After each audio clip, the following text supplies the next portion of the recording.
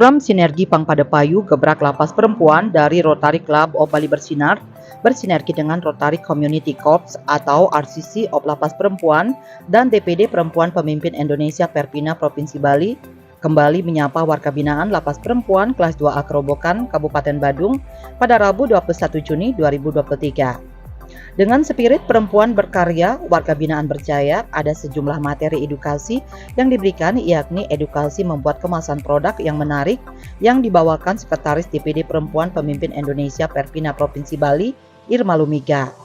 Lalu materi membuat laporan keuangan yang dibawakan Presiden-elek Rotary Club of Bali Bersinar, Rotarian Niwayan Suryati. Para warga binaan juga diajak healing menurunkan gelombang otak yang dipandu Yayu Kuswara dari Perpina Bali. Kegiatan ini juga bagian mendukung program pembelajaran program kompetensi Merdeka Jekek Warga Binaan Lapas Perempuan Kerobokan, pengembangan sosiopreneur berkarakter bagi warga binaan Lapas Perempuan kelas 2A Kerobokan yang dijalankan Pusat Studi Undiknas Denpasar bersinergi dengan Perempuan Pemimpin Indonesia Perpina Provinsi Bali, GTS Institut Bali Lapas Perempuan kelas 2A Kerobokan, serta didukung juga organisasi lainnya seperti Koperasi Perempuan Ramah Keluarga, KPRK Pangpada Payu, Perempuan Indonesia Maju Provinsi Bali, dan Perempuan Berkebaya Indonesia Provinsi Bali. Program ini akan berlangsung untuk 1 tahun pertama dari 22 Desember 2022 sampai 22 Desember 2023 dan akan dilihat sejauh mana warga binaan serius mengikuti program tersebut. Presiden-elek Rotary Club of Bali Bersinar, Rotarian Niwayan Suryati mengungkapkan, kegiatan kali ini salah satunya memberikan materi tentang penyusunan laporan keuangan. Tujuannya jelas ketika para warga binaan perempuan ini telah lulus dari pendidikan mereka di lapas perempuan, mereka akan bisa mengembangkan usaha atau memiliki keterampilan untuk berusaha. Ketika mempunyai usaha, mereka harus memiliki tanggung jawab dalam bentuk laporan keuangan.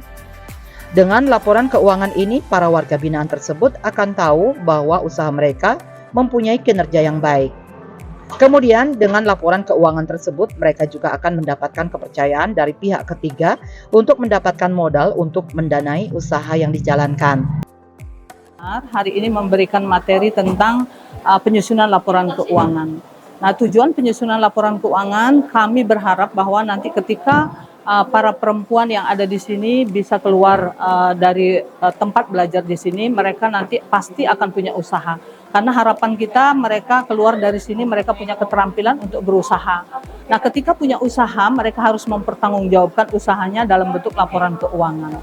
Tujuannya dengan laporan keuangan, mereka tahu bahwa mereka punya kinerja yang bagus, kemudian ingin mengembangkan usaha, ingin mendapatkan modal dari pihak ketiga, akan dipercaya karena laporannya bisa memberikan keyakinan kepada para funding untuk mendanai usaha yang dilakukan.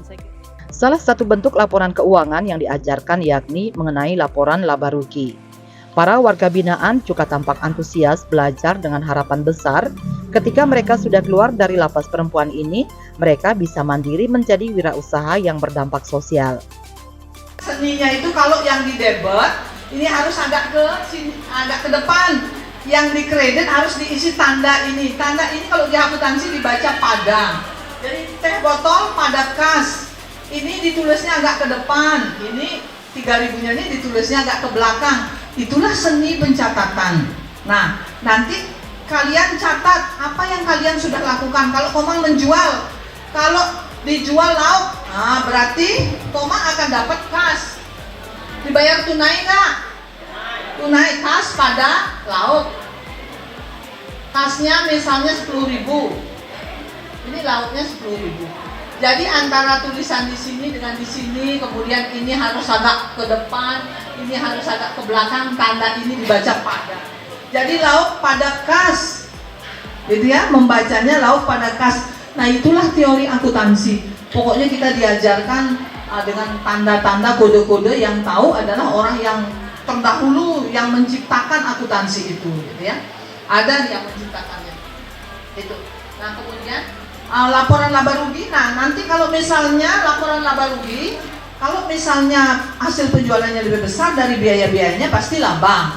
Kalau misalnya hasilnya tidak boleh rugi, tetapi rugi itu dalam perjalanan karena tidak tahu tiba-tiba misalnya nggak laku terjual, Kita bisa hanya dapat jualan modalnya 100, hanya terjual 20.000, berarti kan rugi. Tapi orientasi orang kan nggak mau. Sementara itu, Irma Lumiga dari Perpina Bali menerangkan dalam kesempatan kali ini, ia memberikan materi tentang membuat kemasan sebuah produk yang memiliki nilai jual. Menurutnya, kemasan dari sebuah produk menjadi poin penting bagaimana para warga binaan ketika sudah bebas dari lapas bisa mempunyai sebuah produk yang menjual. Nantinya selain memiliki nilai jual, kemasan tersebut akan menjadi keunikan atau ciri khas dari produk tersebut. Dalam membuat kemasan, hal yang perlu diperhatikan adalah membuat tulisan yang menarik dan jelas termasuk juga warna kemasannya. Irma Lumiga menekankan pentingnya memikirkan kemasan terlebih dahulu sebelum produk tersebut diluncurkan ataupun dijual ke berbagai supermarket. Dalam kegiatan tersebut, pihaknya juga menyampaikan kepada warga binaan bahwa segmen pasar harus dipikirkan mulai dari tingkat menengah ke atas atau ke bawah. Baik, materi kali ini di lapas yang saya sharing kepada teman-teman adalah kemasan yang menjual, karena itu menjadi titik poin bagaimana teman-teman nanti setelah selesai di sini bisa mempunyai sebuah produk yang menjual. Jadi keunikannya, terus tulisannya bagaimana, warnanya apa. Intinya kemasan yang baik itu harus bagaimana sebelum produk itu diluncurkan atau dijual ke berbagai supermarket. Jadi tadi kami menyampaikan bahwa segmen pasar harus dipikirkan mau menengah ke atas atau ke bawah. Jadi sudah diajarkan. Menurut saya kemasan itu paling penting dalam sebuah produk dari produk teman-teman ya. Jadi seperti itu. Jadi dari mulai fontnya harus apa, warnanya apa, semua sudah saya sharing pagi ini. Semoga menjadi bermanfaat buat teman-teman di lapas Kerobokan ini. Terima kasih. Irma Lumiga menekankan usaha wajib membuat kemasan produk yang menarik karena itu ibarat jati diri produk yang membedakan satu produk dengan lainnya. Dikatakan bahwa kemasan seringkali disebut sebagai the silent salesperson karena mewakili ketidakhadiran pramuniaga dalam menunjukkan kualitas produk. Di sisi lain, Perpina Bali berharap materi yang ia berikan dalam kesempatan kali ini bisa bermanfaat bagi para warga binaan. Kita akan ada di supermarket. Orang-orang udah tahu.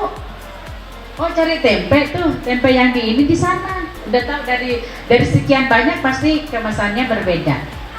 Ya, jadi pasti orang sudah tertuju tuh, udah kenal jati diri. Oh ya, kalau misalkan kayak punya saya, dari logo aja orang-orang udah tahu. Oh di mana? Oh dari logonya Lumiga Batik itu udah tahu warnanya black white aja, putih dan hitam, kan kayak gitu. Menyampaikan pesan tadi sudah sama, makanya brand atau logo itu penting disampaikan. Even mungkin walaupun jajanan pasar itu juga penting, harus ada logonya. Di kotaknya itu harus dikasih logo, harus dikasih nama. Nah, kayak kemarin saya bikin nasi kuning. Ya, kemarin nasi kuning itu dari warung Mami Haji, warungnya suami saya. Karena tidak dikasih logo, maka orang bertanya-tanya, Bu, dari siapa itu? Yang tahu hanya satu orang. Coba kalau misalkan kemarin nasi tumpeng itu dikasih logo yang gede bahwa nasi kuning buatan warung Mami Haji, bawahnya nomor telepon. Pasti semua orang-orang tahu, sudah tidak usah bertanya. Kalau nanti ada anaknya ulang tahun, udah langsung WA, udah nggak perlu lagi gitu ya. Jadi teman-teman pahami dulu mengenal jati diri kemasan ini apa aja ya. Fungsinya tuh informasi kepada orang-orang bahwa kemasannya gini nih, punyanya produk, punyanya si Erna misalkan gitu, Erna Risol, bisa namanya gitu. Salah satu warga binaan, Ailinda Pratiwi, mengaku senang mengikuti pelatihan ini. Ia mengatakan materi yang didapat pada kesempatan kali ini sangat banyak, yakni tentang pengelolaan keuangan. Menurutnya melalui materi tersebut ia dan rekan-rekan warga binaan lainnya bisa memanage keuangan mulai dari pemasukan, pengeluaran, bagaimana laba dan ruginya ketika menjalankan sebuah usaha. Selain itu, ia dan warga binaan lainnya juga mendapatkan materi tentang cara pengemasan produk yang bagus dan bagaimana cara memasarkan produk dengan target yang telah ditentukan. Harapannya setelah bebas dari lapas, para warga binaan bisa menjadi pengusaha yang sukses. Ya, materi yang kami dapatkan pada hari ini sangat banyak, alhamdulillah, tentang keuangan. Jadi kami bisa memanage gimana cara pemasukan dan pengeluaran, gimana laba dan ruginya dalam satu menjadi pengusaha. Dan satu lagi kita dapat materi tentang cara pengemasan produk yang bagus dan bagaimana cara kita untuk memasarkan, apakah akan ke menengah ke atas atau ke bawah. Cara-caranya udah kita dapatkan dari ibu-ibu di sini. Dan harapan kita setelah bebas nanti kita bisa menjadi pengusaha yang sukses. Amin. Sementara itu, kegiatan edukasi ini juga diisi sesi meditasi menurunkan gelombang otak yang dipandu Yayu Kuswara dari Perpina, Bali. Warga binaan diajak membuka pintu rezeki dengan doa yang khusyuk. Terkait besarnya kekuatan doa, Yayu Kuswara mengutip pernyataan Mahatma Gandhi bahwa doa adalah alat kerja yang paling dahsyat. Di dalam ajaran Islam juga disebutkan bahwa Tuhan berfirman, "Berdoalah kepadaku, niscaya akan kukabulkan."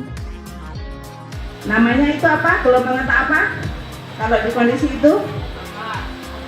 Alfa, theta ya. Jadi theta itu problem solving ya, teman-teman. Problem solving tahu artinya? Yaitu solusi. Ya. Problem solving adalah solusi. Sekarang kita menurunkan gelombang otak dulu ya. Tadi kan udah belajar, kita meditasi sebentar, menurunkan gelombang otak. Nanti pengasih dan penyayang. Hari ini kita bermeditasi atau berdoa. Ya.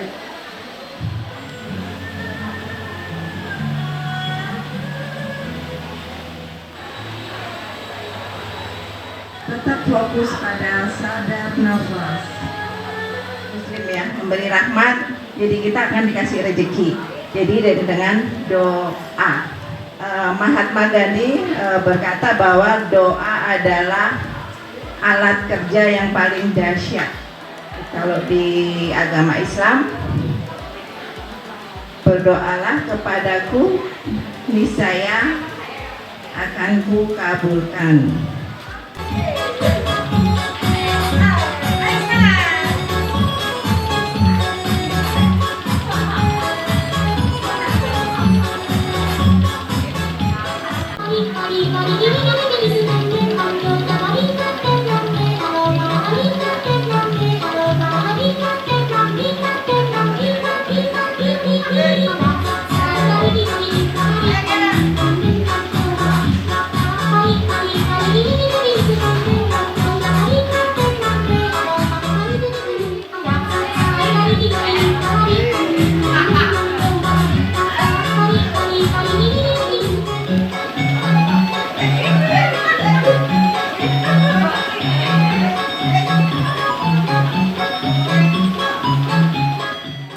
Di sisi lain, Presiden-elek Rotary Club of Bali Bersinar, Rotarian Iwayan Suryati juga mengajak para warga binaan untuk bisa terus berbuat baik, yang tentunya perbuatan baik tersebut akan dicatat oleh Tuhan dan Tuhan mempermudah jalan kita dengan berbuat kebaikan.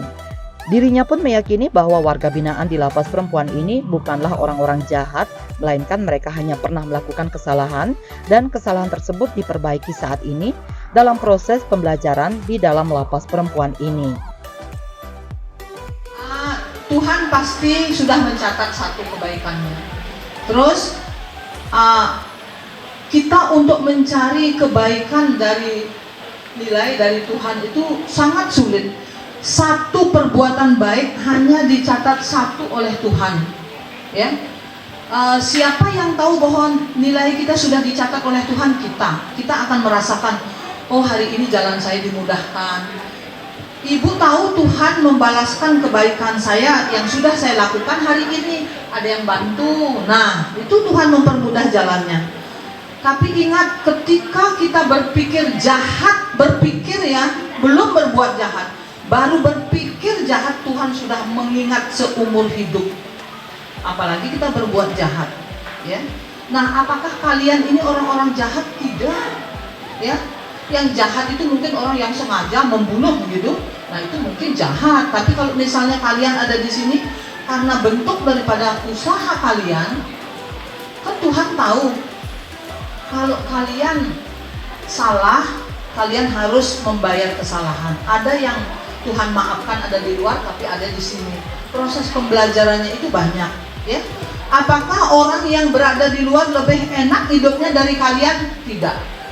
Ya, saya sedang mendampingi teman-teman, saudara-saudara yang single parent. Tadi cerita sama Komang, mau bayar uang kontrakan hari ini 1 juta, nggak punya uang. Dalam program edukasi ini, para warga binaan juga diajak menyadari kembali bahwa keberadaan mereka di Lapas Perempuan kelas 2 Akrobokan ini adalah bagian dari proses pembelajaran dan proses menjadi lebih baik dan lebih bijaksana, serta agar dapat memberikan sesuatu yang bermakna bagi lingkungan dan masyarakat ke depannya. Bali 1 mengabarkan.